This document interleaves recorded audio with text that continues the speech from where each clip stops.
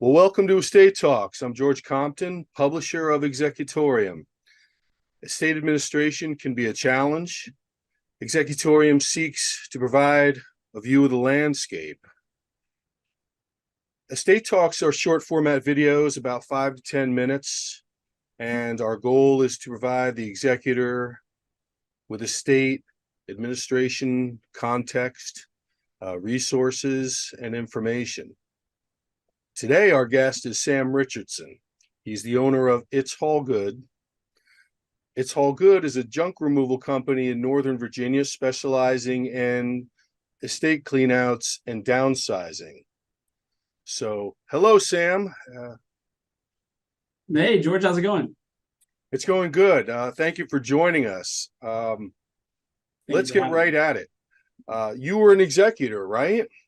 Yes, sir. I sure was. Okay. And you were the owner of a junk removal and estate cleanout company. But let me ask you to put your estate executor hat on for a minute. Okay, I can definitely do that. What do you want the cleanout company to know? Yeah, so a little pretext. Starting back in 2014, I was the primary caretaker for my dad as he was passing away from cancer. And at the end of that experience, when he inevitably passed, we ended up, me and my sister, we were both in our early 20s, as well as my 84-year-old grandfather, all worked together to start downsizing my father's estate.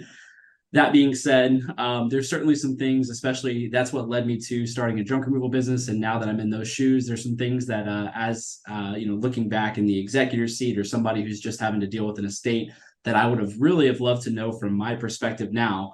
And I think that from the very get-go, one of those questions is just simply who do I even know that I need in this situation, right? So I'm not sure exactly which direction you want me to go, but for the first question is obviously the house usually has to be emptied, but there's so many questions around the things that are still valuable to me personally, carry some personal value, family value, and then there's the monetary side, and then making sure you're not getting taken advantage of, as it's a very vulnerable time in our lives. So there's a lot of questions from the junk removal perspective that I can offer here. Well, I know that was a bit of a dance for you, but that's exactly it. And every executor that may be watching can or will be able to appreciate that very sentiment, which is you don't exactly know what the first move is, and who can you trust, and are you going for a complete house clean out? Have you removed the stuff that is going to be distributed to your siblings or the other heirs?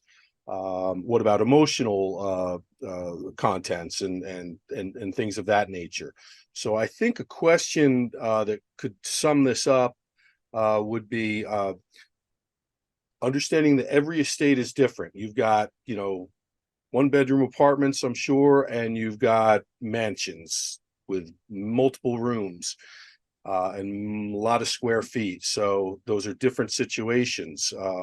You're also, as a cleanout company, going to find houses in different states of people have had estate sales, people have had auctions, people have had liquidations. So that said, can we distinguish between clear the house and perhaps more of a partnership model where you liquidate the contents?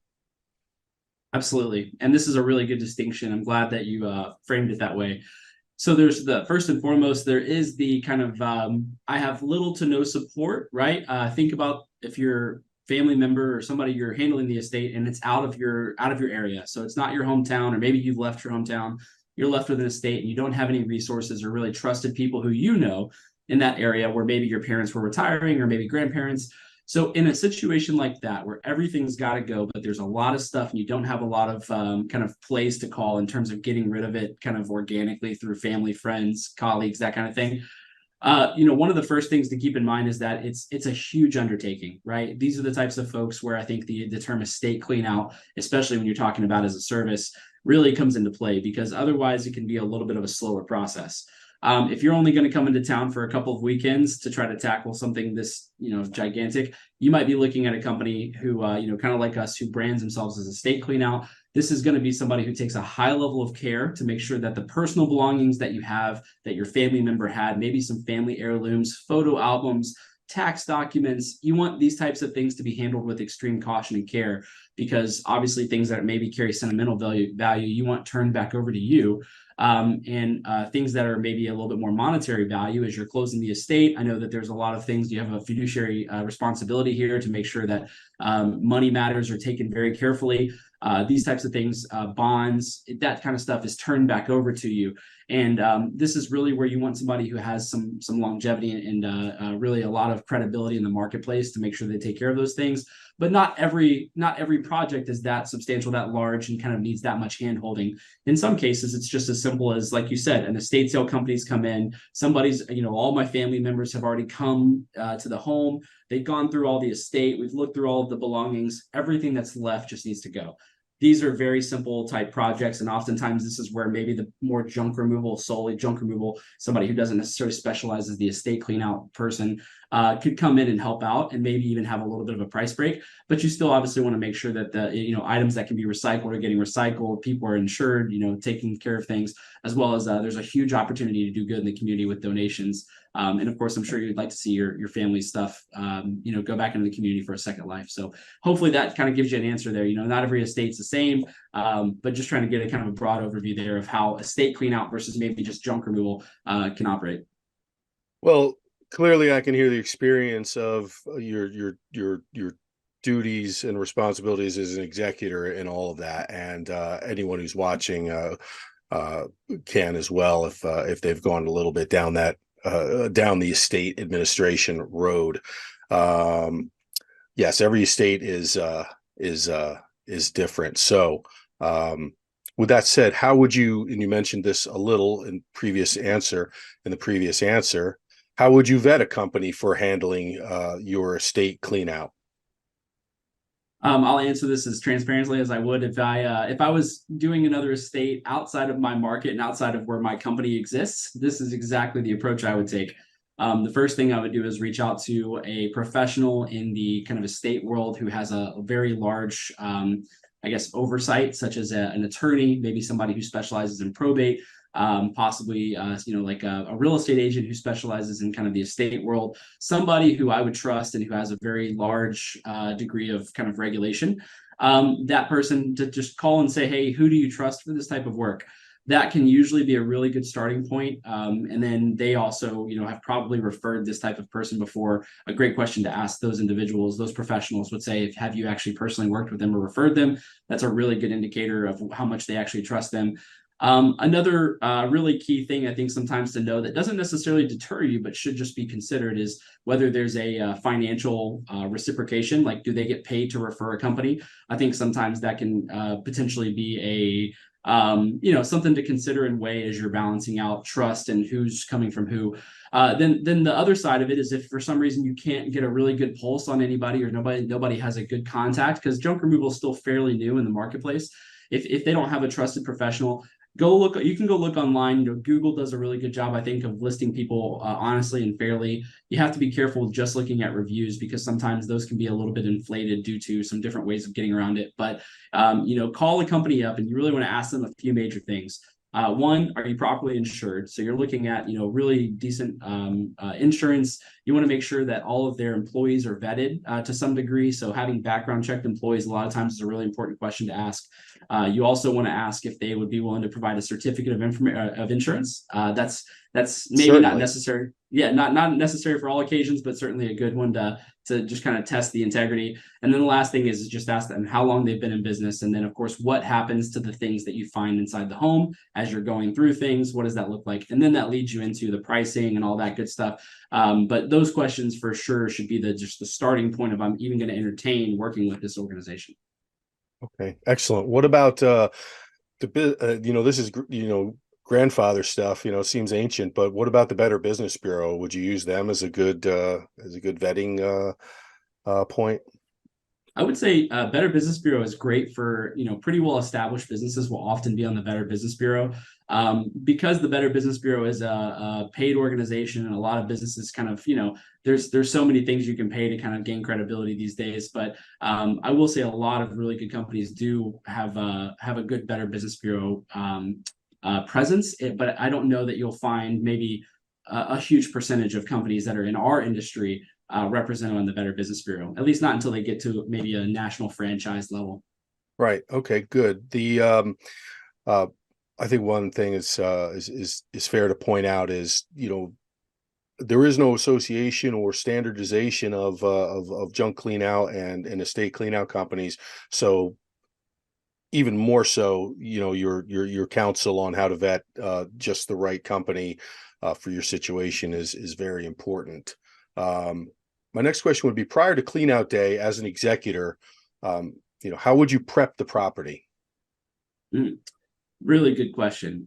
So this is probably something that will vary from situation to situation. If you are really wanting to make sure that you have a high level of kind of preservation, maybe this is a sudden passing away of somebody, and this has just fallen into your lap very quickly.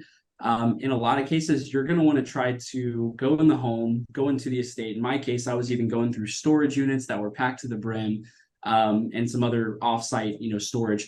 So you want to really try to get your hands on as much things and kind of start making a list of things that maybe in the family that you are looking for that you haven't been able to locate.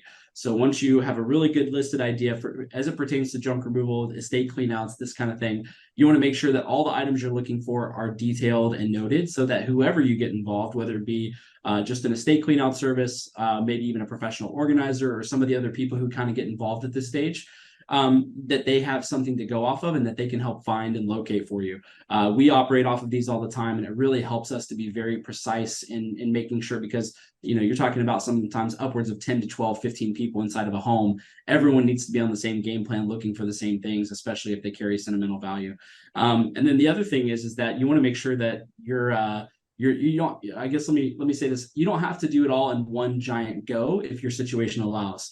Sometimes it's a lot easier to take a room at a time and just have a small, pick up here and there, come take away some furniture, some personal belongings, one room at a time. It really can be very overwhelming if you're having people come clear a whole house in a day. Sometimes that's necessary, but if you're going one room at a time, it just really helps to kind of set things aside. But that being said, I will kind of demystify this real quick.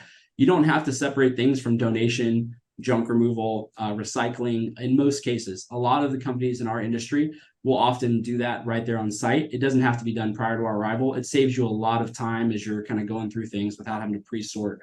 Kind of speeds up the process as well. That's great, Sam. I always say you eat an elephant one bite at a time. So I think that applies to estate administration and particularly the subset of clean out. It's the big hairy monster, that renders a lot of people, kind of incapacitated because it's just often so very massive and emotional. So any parting advice for a successful estate clean out? Um, I just kind of like as a final say here, I will say that if you are looking to have help, if this is a service you think you're going to need, the biggest thing is I would just say look for someone who does clarify that they focus on estate cleanouts and that they have a little bit of context behind just claiming that they do it, right? You're looking for some generated content maybe on their website that specifically states how they've helped people. Maybe they're talking about some other organizations they're partnered with, kind of senior move managers or professional organizers. You want somebody who doesn't just claim this as a service, because in our industry it is a very lucrative service. There's a lot of this is we're talking about a fairly expensive, sometimes high value service that people will try to attempt but not do very well. So make sure you find somebody who really understands what they're getting into, so that you're working with a really a good professional who's going to take care of you, because at the end of the day, it's a very vulnerable time for all of us in our lives. I know I certainly was. And it's very easy for someone to come in and kind of take advantage of a situation. So again, just really make sure you're just putting that due diligence in on the front end, so that you can avoid the bad situations that can come from hiring somebody who's unqualified or unprofessional and doesn't really do what we do.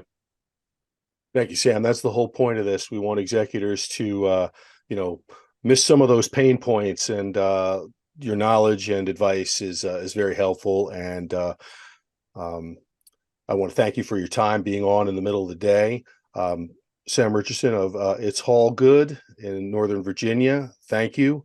And I'm George Compton for Executorium with Estate Talks. Thank you for joining us.